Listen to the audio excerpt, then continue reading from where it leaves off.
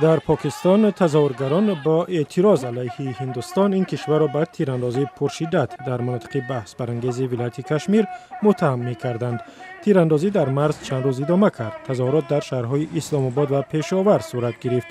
عین زمان وضع در مرز هند و پاکستان آرام است، اما در جریان درگیری‌های یک هفته‌ای 17 نفر از اهالی آسایشته در کشمیر کشته شدند.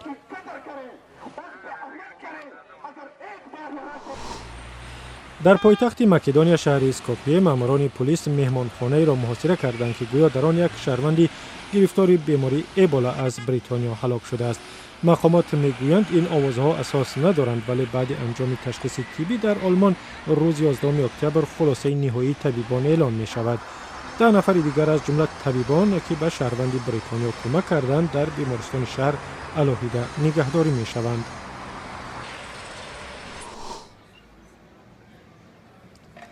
در شهر بلگراد پایتخت سربستان دانشجویان تظاهرگر چندی از بناهای دانشگاه‌ها را به نشان اعتراض از اصلاحات قریب الوقوع در ساحه معارف اشغال کردند. در صورت تصویب اصلاحات در ساحه معارف دانشجویانی که پی هم چند سال امتحان‌ها را سری وقت سپردند نمی‌توانند باید جریمه سپارند.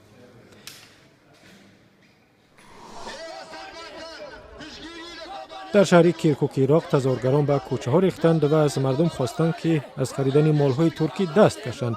کردها از آن ناراضی هستند که ترکیه در جنگ با ضد جنگجویان سازمان دولت اسلامی که می‌خواهند شهر عمدتاً کردنشین کوبانی سوریه را اشغال کنند کمک نمی‌رساند.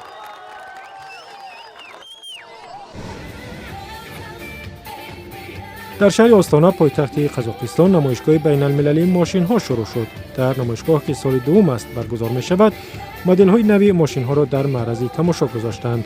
در قزاقستان 10 سال پیش فقط 1 میلیون ماشین داشتند. حالا شماره ماشین‌ها از 3.5 میلیون عدد گذشته است.